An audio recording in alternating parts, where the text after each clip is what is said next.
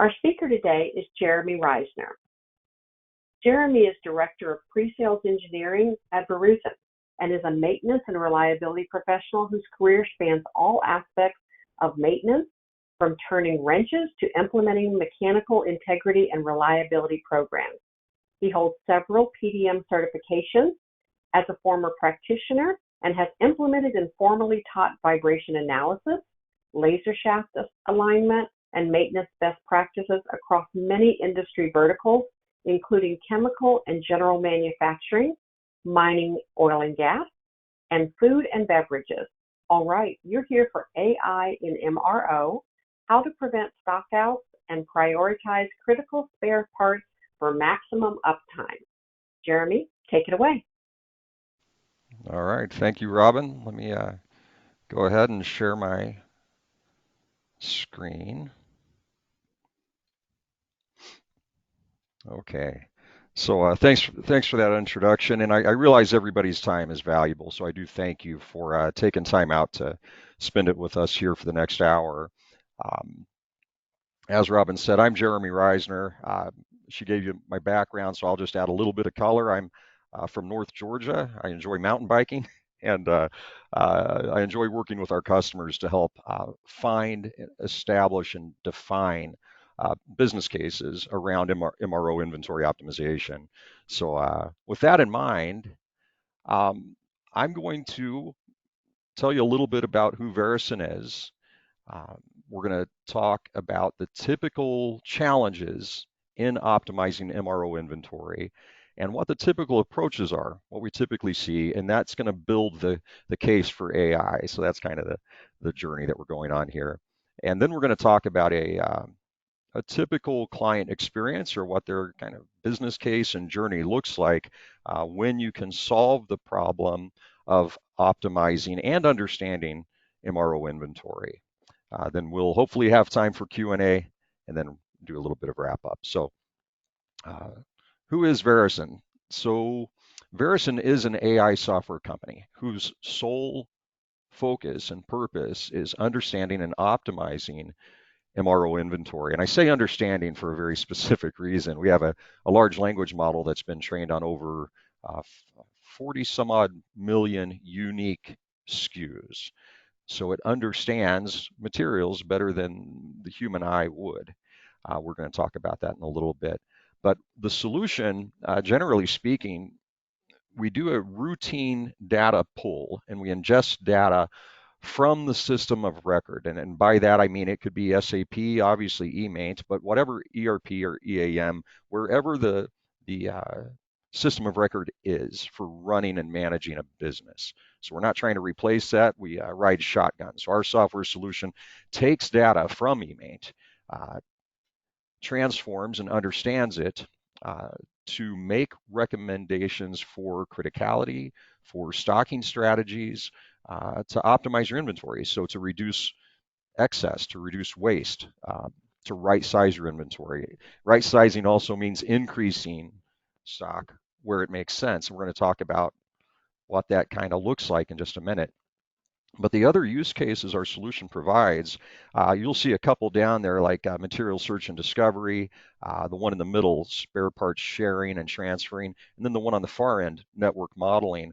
All of those are leveraging our large language model to understand material, understanding that motor is often abbreviated MTR. I've even seen MOTR.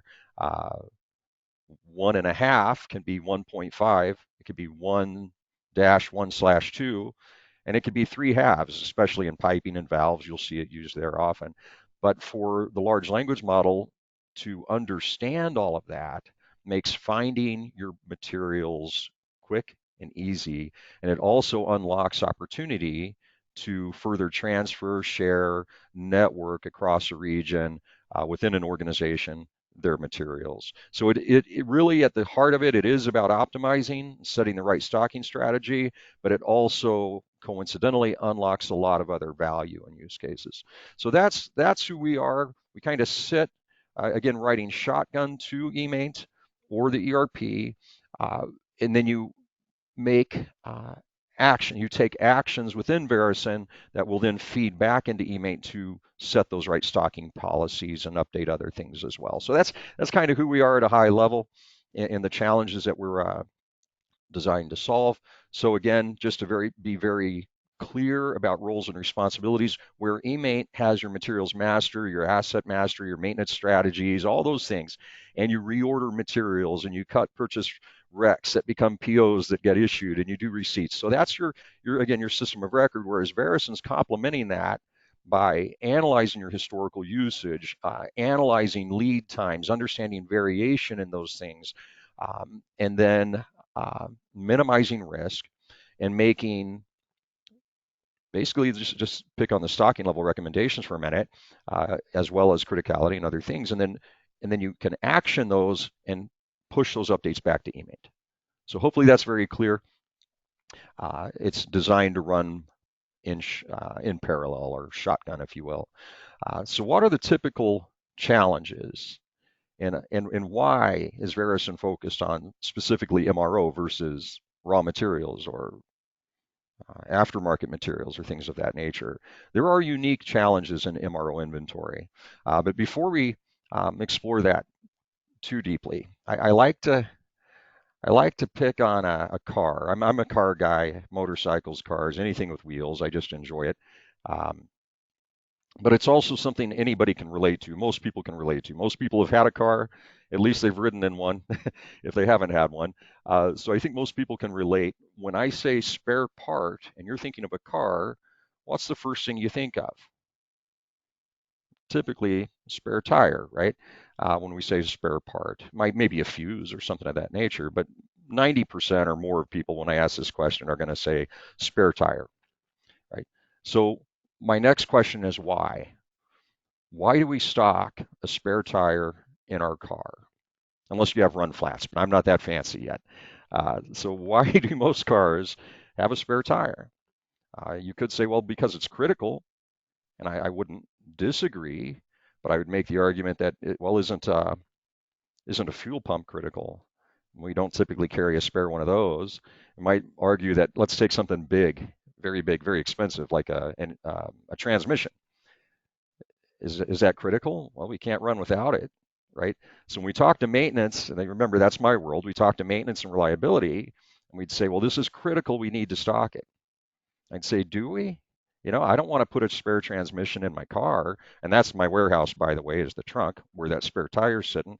My fuel economy would be gone. It's very expensive, very heavy. I would have no room for my groceries. So all sorts of problems with doing that. But why do we stock a spare tire? Because the risks outweigh the cost. It's very inexpensive, well, relatively inexpensive compared to most other parts on a car, at least in the drivetrain. And the likelihood of failing is very high, and it can fail catastrophically. Transmission likelihood of failure is pretty low compared to your tire, and there are typically warning signs. You'll get warning signs with tires if it's wear out. Um, but if it's a road hazard, you might not get any warning at all. Whereas the transmission is going to give you warnings. The cars I've had anyway, they start slipping when you're going uphill. You go to service the transmission, and instead of the fluid being nice and red, it comes out gray because of the wear particles, right? So you get warning signs long before it fails catastrophically if you're paying any attention. Consider that condition-based monitoring or something of that nature, right? But the point is, the cost, the impact to my operations outweigh the cost of keeping and holding a spare tire. I might ask also, why not 4 spare tires? Hopefully the answer is obvious there. The likelihood of all 4 going at once is pretty low. Um, so you start to see the trade-off that we're making when we're talking about optimizing inventory and why it can be very challenging to understand the risk and the cost. It's not just that it's critical. Yes, Mr. Maintenance Guy, I agree. The fuel pump, the carburetor, the transmission, yeah, they're critical. Are we going to stock them? Let's think about the risk and the cost to the organization. So you start to see why it's challenging. And why do we care? Well, because it's a margin sinkhole. There's a quote, hopefully many of you have heard this before and know the source because I can't think of it right off. I think it's TPM. is the book it came from. But it's inventory is not an asset, though we keep it on our books as such. It is it's waste. It's working capital that isn't working, and it's subject to deterioration, damage, shrinkage, and obsolescence. It's waste. Okay, that's why we care. So how do we solve it? Well, what are the typical approaches? Uh, Now this is an actual item. This is an actual item. If I can draw your attention to the two bold black boxes there, this is an actual item I took from a customer. I wouldn't say random. I was looking for something that was kind of slow moving, so I didn't choose it randomly. Uh, but I didn't do a whole lot of hard searching either. And this is 25 months of usage from 25 months back to now. The first documented usage, maybe it was issued to a work order, that work order is associated with asset. Maybe they issued 20. And then it looks like at least a year of zeros go by. Well, easily a year of zeros go by where they didn't use this part at all. Then they use 21, and you can see the rest, 0, 0. It looks like usage is increasing. I think, well, it is. I think we can all see that in the data. Usage is increasing. Their min max, if you look over on the left down towards the bottom, their min max is 50 and 100. They currently have 59 on hand. The question is that good or bad? And we could have a lot of dialogues on that. But over that same 25 months, this item was ordered once. Okay, at least there's one record in their, let's call it eMate, but in their ERP or whatever system of record, there was one PO, and from the date of the issue of that PO to the date it was received was 9 days. Do we trust that?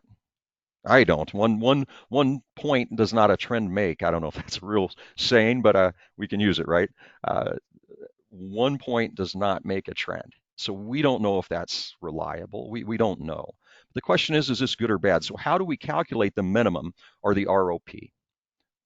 That's where your risk is, right? The maximum is one thing. We could go into that, but today I'm going to focus a little more on the minimum or the reorder point, because that's where all your risk is, your risk of stock out, right? If we understand lead time usage and how much safety stock we need, we can mitigate risk entirely. So how do we understand lead time usage? Well, we need to understand demand, usage, and we need to understand lead time. That's those two black boxes. We need to understand those to understand and calculate the minimum or the reorder point, which is lead time usage plus safety stock. But first, what makes MRO unique? Why not use, heck, there are ERPs out there that optimize inventory. The problem is most ERPs are designed around manufacturing. They're designed around financials and other things. They're not usually like myself, maintenance was the redheaded stepchild. Uh, we were not necessarily, we're looked at as an expense, right? Not the profit maker. And that's the problem. Maintenance is different. Those solutions, the ERP solutions and other things that will optimize are generally very well geared for fast moving. They look at it, you can reverse engineer a sales order and say how much raw materials do you need and when do you need them in order to hit your targets, right? And to fulfill your orders. Maintenance is different. If anybody on the call is familiar with RCM, then you're probably familiar with United Airlines study back in the 60s and 70s that determined that the vast majority of failures were not age related. And if that's the case, then what percentage of them are random? That's why we have condition-based monitoring, right? That's why we have RCM. That's why we have predictive maintenance, is because most failures are random in nature. PMs, for those purposes, aren't very effective. The United States Navy duplicated the research that United Airlines did, and they found, I think it was, I wrote this down, was it 70% of failures are random in nature. So it's that, just like that usage pattern up there, used the part, didn't for ages, now we're using it a little more often, right? It's lumpy, intermittent demand. That's why we have corrective and break fix maintenance, is because we can't plan and schedule everything. Most failures are random in nature. It's been well documented. That's what makes MRO unique, and that's why solving this problem takes a unique solution. So let's look at the data. Lead time usage plus safety stock gets us our minimum or our reorder point. So if we took an average of that historical usage, we get 3.9. I calculated that myself. The question is that good or bad? I would say good or bad, I don't know. It's useless because when we need that part, we need 20 or 40, or 20 in every case. But one time maybe we needed two sets of 20. The point is the average does us no good at all. So trying to calculate and understand data to generate or create a reorder point can be very difficult. We could use forecasting. Forecasting is going to get us a much more accurate uh, number to understand what the next demand would be. But out of all those, which one's the correct one? Now, some on the call that can probably tell me. Remember, I'm a maintenance guy, so I could take some guesses. I'm not ignorant of these things. This is my line of work, but at the same time, I don't ask me to explain all these, right? I'm not going to be able to do that. And at a glance, I'm not going to tell you which one I think is going to fit that data. Now, imagine trying to do that with a spreadsheet and choose the right one. You can see why it would be a challenge. Or pen and paper. Well, pencil would be better. But you can see why it would be challenging. So demand considerations and lead time considerations. We had one PO, 9 days, we were able to get that item. Okay. How long did it take to cut the PO, to issue it to the vendor? If that was a very expensive part, maybe there are internal delays going from a purchase rec to an issued PO. Maybe that's 10 days, right? Maybe when that material is received, depending on what it is, we have to do quality inspection or a bench test or some sort of, maybe it sits in customs for a while before we actually can move it to the site, right? But it's already technically been received. So lead time, we got to think about the total lead time. If we're setting a reorder point, how long the vendor takes to get it to us is just part of the picture. And is it stated under a vendor contract in eMate that, hey, they're going to deliver it in 9 days? Would we be better off looking at historical history and historical history? That was very redundant. Are we better off looking at historical data and calculating like a moving average, kind of a weighted lead time to see how that lead time is tracking and trending? Things, food for thought, things to consider. So now we have demand, we have lead times, we have lead time usage. And here's our safety stock formula down at the bottom. The idea is there is variation. There's variation in usage, there's variation in lead time. We have to account for those. That's what safety stock does. You can see it in the formula there without me explaining it all, but that little sigma there, that's your standard deviation. So the standard deviation or the variance of your lead time, how variable is it? The variance or standard deviation of your demand, how stable is it? How variable is it? Those are what are considered when we calculate basically a z-score, which is how we're going to get to our stocking level. I'm not trying to get into all the math. I'm really trying to set the stage for two reasons. One, this is very complex. And two, time management. We're going to talk about that in a minute. Okay, can AI help? So using the exact same data set, we can use stochastic probability, which is technically not AI, but AI leverages stochastic probability a lot because it is very good at understanding variance, which is very critical to understand for setting our safety stock or calculating that reorder point or that minimum stocking level. So with stochastic probability, we find that the expected demand is 20.4. Now, do you remember what the average was? I think it was 3.9, which was kind of useless, but the expected demand is 20.4. If we look at that data set, that sets really well with me. And I didn't even have to know which forecast method to use. Right? I think there were like 15 there we could have chosen from. Stochastic probability in every use case that I've applied it comes out with a very meaningful number that as a maintenance person, I can get my head around. We can use the same approach for lead time if we wanted to break it down that way. And we're talking about a unified Poisson gamma distribution for the number of events and the quantities each time something happens. So we need to understand both of those figures. And when we take the results of both of those and then distribute the results over a service level field. Now, we haven't talked about service level. Let me set the stage there. Most maintenance and reliability people, I think, understand it, but it's called different things in some organizations. So you might hear it called a fill rate or even just simply availability. So service level is what percentage of the time do I expect that part to be there when I need it, right? So 98% service level means 98 out of 100 times that part should be there when I need it. Twice it might not, okay? Um, because of the way the math works, there's no such thing as 100%. It doesn't exist in this equation. It's not physically possible. But the important thing to remember is the higher that service level, it's like an exponential curve. So going from a min-max of say, or let's remember we're focused on the minimum. Let me focus here. Let's say you have a motor you keep in stock and you've got a reorder point of 5. The difference between 5 and 6, to get to that higher service level, might be $1,000 more dollars. But to go from 6 to 7 might be $5,000 more dollars. And it just goes up and up and up exponentially.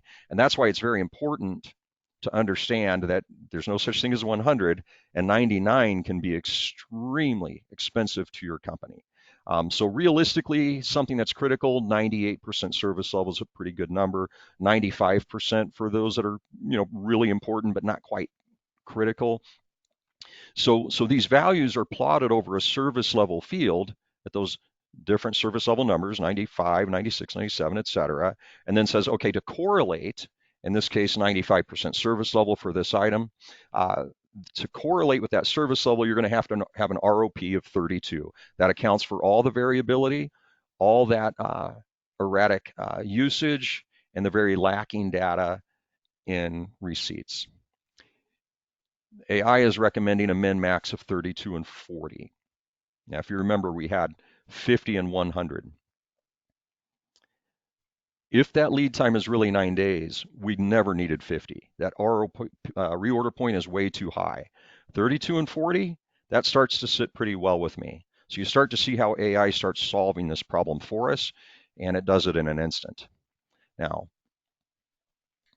what are the typical challenges? There's four. There's four or typical challenges that we're going to focus on today. Collaboration, and this slide I've kind of tossed it around a few times in my mind. I think it's still needs a little room or has a little room for improvement. But when I think collaboration, I'm thinking maintenance and reliability. We're incentivized to keep the plant running. Operations is incentivized to get product out the door. Both of us might say, let's stock 2 of everything, right? Or 20 of everything, because I'm rewarded for uptime. I'm rewarded for quick repairs. The line goes down, we've got the part that failed, and I can put it in quickly. I'm a hero. I go home that day, I enjoy a nice cold beverage, and I sleep well. It's a big attaboy. Procurement, finance, supply chain, these other organizations, they're incentivized to reduce cost, right? So you can see where this misalignment uh, can be a problem. We also have disparate systems oftentimes. So again, collaboration. You have Fluke has clients that have different versions of eMaint, and some of them are very siloed, and they're not ready to pull the trigger on an upgrade. Hopefully, they will soon, and it's one unified system. But oftentimes, customers don't have visibility across their own organization. Some customers might use, in one organization, they might use 3 different EAMs and 2 different ERPs. So again, misalignment is how we start missing opportunity. It helps if we have the same goals and objectives. So that's one problem. 2 is understanding criticality. Now this one I'm going to explore a little more because it's at the heart of optimization. But oftentimes it's kind of like a stocking policy. It's set when we have a request for a new item. So engineering or myself from maintenance comes up and says, listen, I need this part. Yes, I filled out the checklist. It is critical. And by the way, we need 5 and 10, a min max of 5 and 10. I want at least 5 at any given time. Oftentimes, it's not looked at again. And a year goes by, 2 years go by, 3 years go by, and lo and behold, I need the part. We have a stock out. Uh, and now when I finally get operations back up and running, I go back to my inventory warehouse manager and I say, hey, 5 isn't enough. We need to bump that minimum up to 10, right? So oftentimes it's an emotional um, reaction to a very emotional event. But criticality is often viewed the same way. It's done when that material is added to stock. And it's often binary. There are so many ERPs out there that I've seen where criticality is yes or no. It's a checkbox.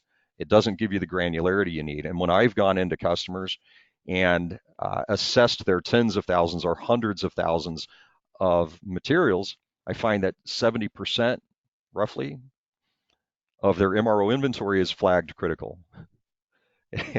which doesn't give me the granularity I need. And it tells me also that no real study has taken place.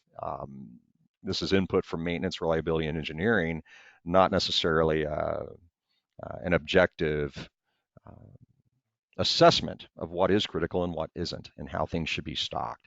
The third option out there, there are best of breed automated continuous solutions that can do this. They're few and far between. Ours is one of them. So understanding criticality, this is the approach I like to take. I've gone through many iterations of this slide. I'm pretty happy with this one. I think I finally got it to where I'm happy. And that is like in eMaint, you very likely have an asset or equipment uh, criticality. Not everybody does, but most customers do, in my experience, at the asset level, not at the part level, not at the material level, but at the asset level, they often do. And it's often trusted because an FMEA has been done, or a FAMICA, or an RCM has been done. And in most industries, not all, but in most industries, that asset, its purpose, its function, its relationship to production doesn't change too often for the most part. You add a new production line, this machine might become a little less critical, right? But generally speaking, it doesn't change that often. So it's pretty stable. The materials, again, an emotional checkbox, yes, it's critical, and that's about the end of it. So what we want to do is look at your data, your primary records in eMate and say, hey, is there a bill of material? Is there a spare parts list? You know, something like this, where we can tie materials to assets, or they are tied to assets if you have bills of materials. But is there work order history? Most people don't have great bills of materials. It's a work in progress that never ends, and that's fine. But do you have historical work orders? Maybe over the past 5 years, this bearing was issued to a work order, and that work order was tagged to that asset. That's a great starting place for criticality. So that's what I'm trying to illustrate here is some way we may be able to tie these materials automatically, leveraging AI, to the asset and use that as a starting point for criticality. But remember the tire, the spare tire, critical? Yeah, sure. Transmission, critical? Yeah, sure. Do we treat them the same? No, no. So maintenance and operations, yes, we agree these are all critical because they impact the operation, the throughput, the quality, what have you, of that asset. So they're also critical. In this case, I just called them B. You know, I just, as a starting point, I said, let's assume that that asset up there has an inline spare with an automatic switchover, what have you. So it's not A critical, it's B. That's the example I'm using. It's just an example, by the way. This is not coded. But some of these materials you might be able to procure them in a very short amount of time from many different vendors. So that mitigates risk. I can get my windshield wipers from 5 auto parts stores within probably a 3 or 4 mile radius of my house. Do I need to stock windshield wipers? Probably not. Probably not. So let's balance operational information with procurement sourcing information and say, okay, as a result, the B items, yep, we're going to target a 95% service level or availability. Remember, 95% of the time it needs to be there when we need it. But the impeller has a risky, unstable supplier, or maybe it comes from another country. a long way away, a very, very long lead time. Maybe it's a special material construction or something of that nature. The idea is that criticality as a baseline, the B, gets escalated because of procurement logic and says, well, that is a risky part. It's tough to obtain. Or maybe we have one PO in the past few years, so we don't know what that lead time is going to look like. We don't know what actual vendor performance is going to look like. So let's establish stocking levels that are higher by calling that A critical, 98% availability. The third item, the coupling insert, let's de-escalate it. It's got very fast lead time, multiple vendors. They're very reliable. We only need to stock that at 90%. In other words, we can squeeze out a little more working capital. Now you have items in your catalog that are not going to be tied to an asset at all. Maybe they should be, maybe they just haven't been issued yet, they haven't been put on a bill of material, but there's still information that can be leveraged. The first example I have there, cleaning supplies, shop supplies, things like that. Look at the material class, the material group, or material code, whatever you want to call it, and say, okay, well, that's not critical. Let's call it D. But again, we can get it very quickly. It's not a big deal. So, we're gonna target around an 80% service level. We can afford a little risk. It's not that big of a deal. The next one's a relief valve, pressure safety valve, PRV, rupture disc, whatever you want to call it. There are all sorts of different types of relief devices that we say those are safety and environmentally critical. If a pressure vessel doesn't vent when there's an overpressure occurrence, people die. It becomes a bomb. It's no longer an asset. It's an explosive. So we can say, well, those material classes are critical. We're going to target 98%. It's a good starting place.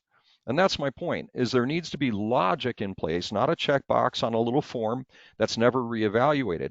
This can be done automatically. So where that, let's pick on the bearing, where that bearing, maybe the past 5 years, it's only been used on a sump pump out in the South 40, maybe it's not critical. Tomorrow we get a new asset, we install it in production operations, and it's a critical asset. Well, guess what? It uses the same bearing. We identified that automatically through the bill of material. Okay, that bearing is now critical. And that's why automation and continuous assessment becomes very valuable. That's how you mitigate risk, and that's also how you continuously reduce waste, right? Okay, number 3. So number 1 was misalignment, right, between organizations and goals and objectives and systems. Number 2 was criticality. Number 3, ineffective manual approaches. So you saw the exercise we did with that item with very lumpy intermittent demand and one PO and why it's a complex thing. And you can start to see why manual approaches can be very ineffective, or using ERPs that are great at finished goods and raw materials, why they might not be effective for MRO, which is random in nature as far as failure and need. Data cleanses, we listed that here as well. We haven't really talked about that, but oftentimes a lot of time and energy and focus and sadness is spent on messy data. The point is, the reason that's on there is the question becomes, do you have to clean it? If you do clean your data, will it stay clean? I'm talking about MRO part descriptions, categorization of parts for your buyers, things of that nature. Can we use AI to overcome the need for cleansing? An argument can be made for AI to clean data. I will tell you, Verison's not in the business of cleaning data. Categorizing materials, absolutely. There's tremendous value there. Understanding materials, so when I search for a 1.5-inch valve, it finds the one that's also 3/2 valve. When I look for a pneumatic cylinder, but I have something in there that says air sill, as in an abbreviation, AI knows, and it'll find that item, and it'll automatically recognize duplication. So these manual approaches are outdated, but they're also very time-consuming, resource-intensive. Now, this is where, if this was interactive, I'd ask anybody, what does 2080 represent? I'll pause for effect. Most people know that that's, basically your working hours in a year, but that does not account for vacation and holidays. So let's say this individual only gets 2 weeks off, period. No sick time, no whatever. We've got one person dedicated full time, and let's assume they have 100,000 SKUs, materials, items in their warehouse. If they spent 1 year and did nothing else but try to set effective stocking levels for those 100,000 items, they would have 1.2 minutes per year. Or excuse me, I'm sorry, whoa. They'd have 1.2 minutes per item. In other words, it can't be done. Okay, that's with one person. We can add more resources, but I'm trying to illustrate a point, and hopefully this resonates. Let's take a different approach. Let's look at reality. So the normal question I would ask is, who sets your stocking policies? Who determines these things? Who determines criticality? Who does this? Uh, and then I would ask, well, okay, let's say it's an inventory analyst. Then I would ask, okay, do they have any other responsibilities? Meetings, safety meetings, briefings, adding new materials, cycle counting, uh, transferring bins, cleaning items, handling issues, receipts, contract negotiations. Do they have other responsibilities? Most people would say, yeah, whoever that person is that's doing this work, inventory manager, warehouse manager, whoever it is, they have other responsibilities. So in reality, after I've done the math, I say, well, that gives them 15 hours per week at most to focus on stocking strategies. Times 50 weeks, times 60 minutes, that gives us 45,000 minutes.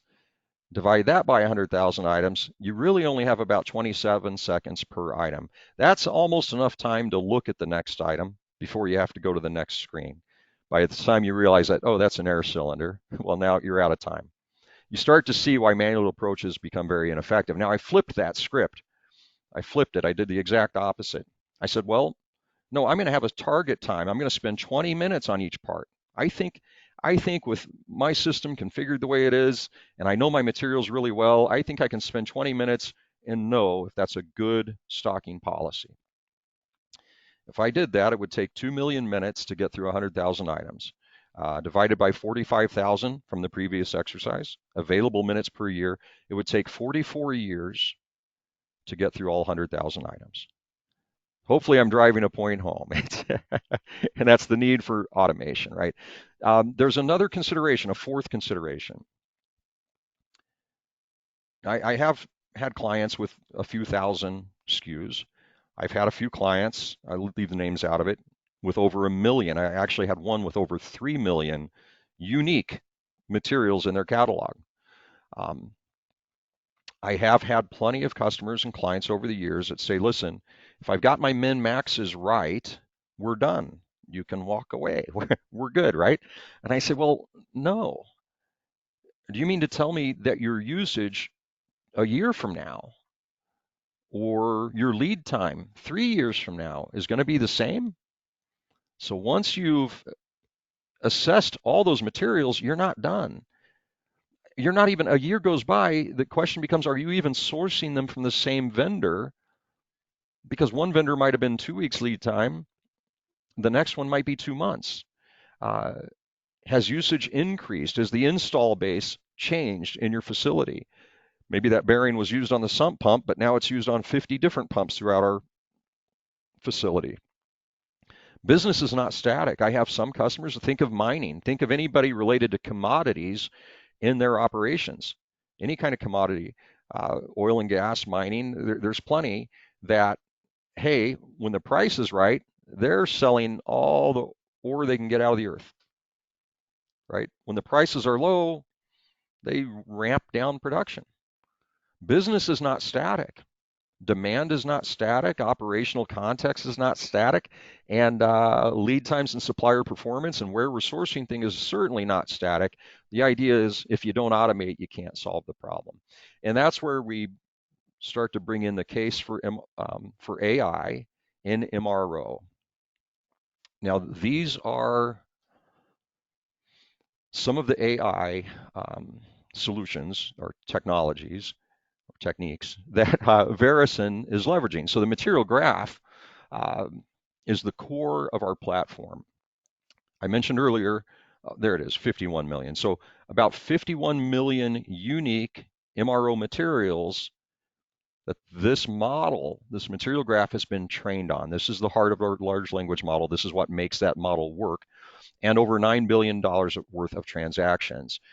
So it is the largest, it says industry leading. It's, as far as I know, it's the only, but it's certainly the largest. The thing that you need for AI to be effective, you need a tremendous volume of data, which is what I'm illustrating there in that slide, and you need time. So this was Stanford's AI model that we trained with Georgia Tech. That's why we're based in Atlanta. Uh, for over eight, I think it's right around 9 years now that so the data, the model is warmed. You don't need to wait for it to be effective. And it knows your material, whatever industry that you're in. So that's the heart of our solution. That's the vector database that finds materials in split seconds. Next is the stochastic modeling, the machine learning, and things of that nature. I'm going to pick on the machine learning. Let's say you have trusted inventory analysts, right, that are making decisions for you at a site. If the model constantly recommends a certain min-max for different items, and you're constantly rejecting them and maybe going with some other value, right? Do we want the AI to learn from our behaviors? If we constantly disagree with a criticality recommendation, do we want the model to learn from our behaviors, right? So that's where machine learning starts to come into play. Can we train the model so client A uses the Verison solution, the data's coming in and out of eMaint, and the recommendations come out, and they keep saying, well, you're recommending this, but I'm going to go here. Let the model learn. Let the model learn. So you get the best working capital reduction, the best risk avoidance, but trained on your behaviors. Now, if you don't like that, and some people don't, they don't want, they worry about bad behavior. What if this maintenance guy has access and he's accepting every increase that's recommended, but he's rejecting every decrease that's recommended, right? I would never do that, but I might. You can see where that could be a concern, right? So let's disable if we need to, where it makes sense. Let's enable where we need to, where it makes sense. So it just gets smarter and more efficient and learns your behaviors. With that in mind, I'll roll on to the next one there. We're right on schedule. Large language models, natural language processing, that's the other foundation for searching those materials, understanding materials, identifying duplication. Guys, it's real simple. When I was in maintenance, I was using I was not using eMaint. I was using, I'll leave the name out of it, but a massive ERP company. And I would search, and if I couldn't find the material in a reasonable amount of time, you know what I'm doing? I'm whipping out the P card, or we're creating another material master because I couldn't find it. So we introduced duplication. Now, which one's being sourced for the right vendor at the best price? And is consumption in the future occurring on the right item that I couldn't find, or is it now occurring on this one, risking the other item, the duplicate, the original, exposing that to risk of obsolescence, shrinkage, damage, deterioration, right? Let AI identify those materials for us. And then finally, agents.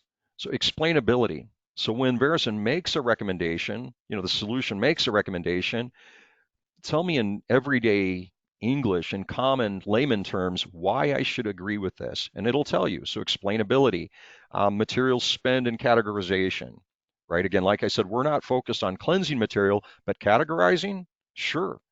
Sure. If we understand that, hey, I had a client once with a gate valve, and I forget the UNSPSC code, but it was classified under fencing material because it was a gate valve.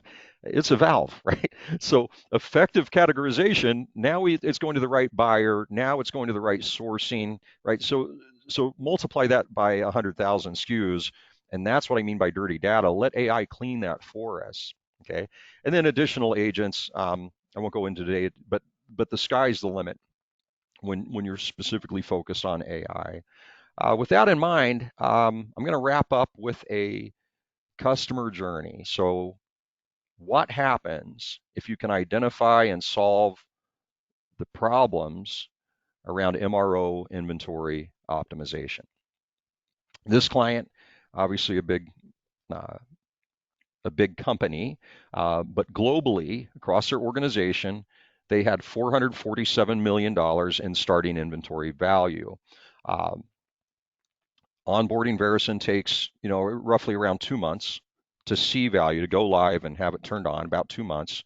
And immediately, the first thing it does, and I'm just going from left to right, is it identifies risk and says, here's your items that the solution based on your logic, your business needs, your whatever, uh, the solution believes this is a critical item. And here's your current stocking levels, and here's what they should be. And you need to increase your inventory. You need to spend about $11.4 million. The other side of that coin is here's your waste. Here are your things that are in surplus. They are active. You'll notice both of those columns. Actually, most of this first half is active. That's because if it's not moving, we're not going to burn it down. You're not going to consume it down to an optimal level. So let the solution focus on active materials where you will see an impact, right? Don't recommend an increase in stock because it's critical and I haven't used it in 4 years and I already have 3 on the shelf. That wouldn't make any sense. And it's the same thing with decreases. If it's not active, I'm not going to see a burn down and I'm not going to stop replenishing it because it's not moving. So let's focus on active materials, and that unlocks another 46 million reduction. So about a 35 million net reduction just in the first two. And then we get into networking. It doesn't work for every client, right? But for plenty of clients, plenty of customers, plenty of industries, you have 3 or 4 plants over, let's say, the Southeast US. Uh, why not look at aggregated consumption, especially for your expensive, slow-moving spares? Does each site really need a $500,000 spare gearbox, or could we get away with 2 or 3? Right? So that's what I mean by network optimization. That can really unlock a lot of working capital if you're willing to transfer and share and have that visibility of those materials. And say, okay, I'm okay not keeping one at my plant because I know the other plant has 2 or 1 or whatever, and neither between the two of us, we use it like once every 5 to 10 years. That's the kind of value we're talking about. So obviously those are big ticket items typically, tons of hidden value. Transferring, it's the similar concept, but we're not aggregating usage. It's just saying, hey, you've got one site with 15 of those and their current max is 5. That means they've got 10 in surplus. I'm about to drop below my reorder point. Should I really buy these or should I just get the surplus from the other site? So that's what I mean by active transfers. And then deduplication. If we can deduplicate, we're going to source those materials the right way. We're going to understand the prices we've been paying from multiple suppliers over the years and watch price creep and understand where we should be sourcing it. And if we can deduplicate, in other words, combine them, then we're going to consume down that inventory.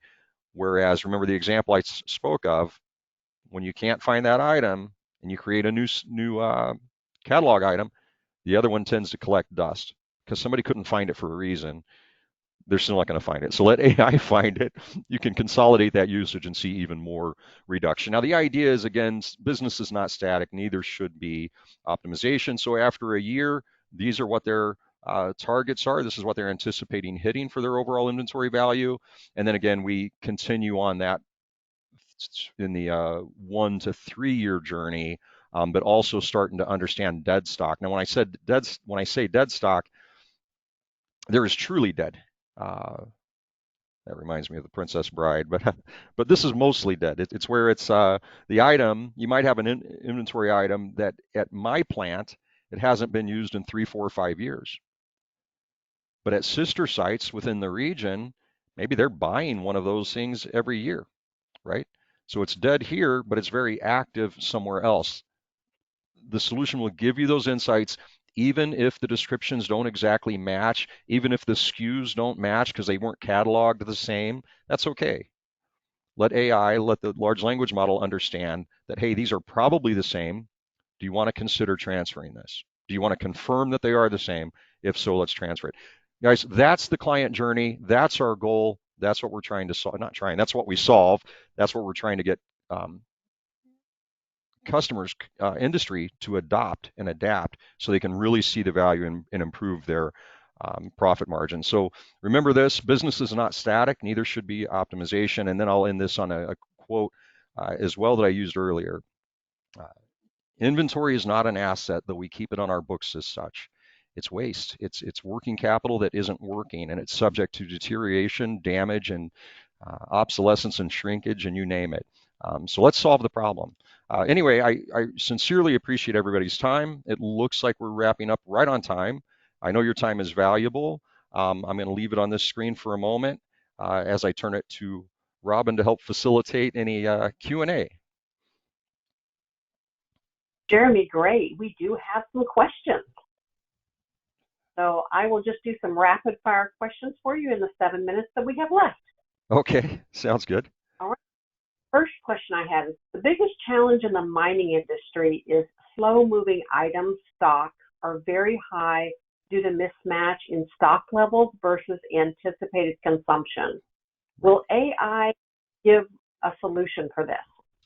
Yes, yes. We actually, I'm leaving names out of it. I'm in Canada right now. We have, I'm in a hotel, if you couldn't tell, but we're visiting a client in mining this week, and we have anyway, very unique challenges. And I'm gonna expand that and say very unique challenges in mining and oil and gas. And the reason why is those industries have massive insurance spares that very rarely move, and they're very expensive. And when you need them desperately. So we've added specific functionality around lead time buffers and a few other um, features specifically so that we could expand into those industries. So yes, we can provide value, and that I'll tip my cards now. That inventory item that I shared that had 20, they used 20, and then for over a year they used 0, and then 20. That was a mining client up in northern Canada, and we're specifically solving those problems. And they have limited shipping windows where the rivers, the lakes, the waterways are frozen over, and during certain months they can only get materials up there by helicopter. So optimizing and getting those stock levels right. Obviously, there's going to be some materials that um, aren't the best use case, but in general, we can still free up, close to 10% of their working capital. So yeah, we can help in mining. And the next question is very similar, and it was one of the first questions of the day, so you may have answered it. Okay. But it said, what challenges have you seen clients face with MRO inventory that you think AI could help solve? Oh, yeah, I think I did, but I'll recap it. Uh, so miscategorization, horrible descriptions. If I go into your ERP right now, anybody on the phone or into your emain instance, and I type valve, there's a high likelihood I might find 5, 10, 20 valves that say nothing else other than valve, right? So that is a very unique challenge in MRO. But is there manufacturer? Is there part number? Is there historical receipts? Are there free text POs? There's all this information that AI can digest and understand to say, hey, this is probably the part you mean. Now, out of all these various parts and purchases, how have you been sourcing it? Because our AI is going to unlock that as well and tell you where you've been sourcing it for the best price and for the most best lead time, and who's under contract and who's not when you've been buying it off contract. So yeah, tons of use cases. Hopefully I answered that and added a little more flavor. All right, next question is, which area of a maintenance or supply chain process would benefit the most from data-driven decision making? Well, we're focused specifically on the MRO. MRO inventory is our focus. But the advantages are to operations, maintenance and reliability, engineering, and procurement and supply chain and finance, right? So that one bucket of MRO inventory is our focus, and it should benefit the entire company. If they're not seeing the benefit, they need to be brought into these conversations because we're talking about spend reduction, working capital reduction, sourcing decisions, uptime, right? So operations should certainly care. Uh, or avoided downtime, depends on how you want to look at it, and maintenance doing their work on time. And by the way, when I'm searching for a part, and anybody, whether you've been in maintenance or not, you get this. If you go into your garage and you need a tool, if it's where you left it and where you expect it and whatever, that job's done very quickly. It's when you can't find the tool, now you're tearing the garage apart, you're going to the basement, you're looking in your trunk, and maybe even running to the store. When you can't find a part, downtime is increasing, but I'm also spending time not being proactive or not doing precision maintenance because I'm wasting time looking for parts. That's the core of what we're solving. Hopefully that answered that question. Next, I get a little next question. passionate. Next question. I'm going to try to reduce this one down a little bit, so I hope I don't lose the intention of it. Which AI-powered MRO practice would you suggest would be our starting point? That's a fair question, and frankly, it's going to sound a little self-serving, but to my knowledge, ours is the only one that's been trained specifically on an MRO. We have come across prospective clients that have tried to solve it on their own with using AI, and that's fine. I encourage that. The problem is where they can only train it on their own MRO at that given customer. Ours has been trained on, dozens and dozens and dozens of global clients, hundreds of suppliers, and actually more like thousands or maybe more. And each customer benefits from that. They don't see the other client's data, but our model has been trained on all of it. So it's really that core, the large language model that you benefit from. But I do believe ours is the only one that's been trained specifically on that across all industries and across the globe, and making that data valuable to other clients. Again, I know it sounds self-serving, but that's the only answer I have to that. Well, Jeromy, it looks like we're just about out of time, and we got through most of our questions. For those that we weren't able to get to your questions, I'll forward those on to Jeromy. Thank you for an amazing presentation. We really appreciate you taking the time to speak with us, especially since you are on a client on-site visit this week. So we really appreciate you taking time out for us. Jeromy, thank you again for your time, and I'll close the webinar now. Thank you. Cheers.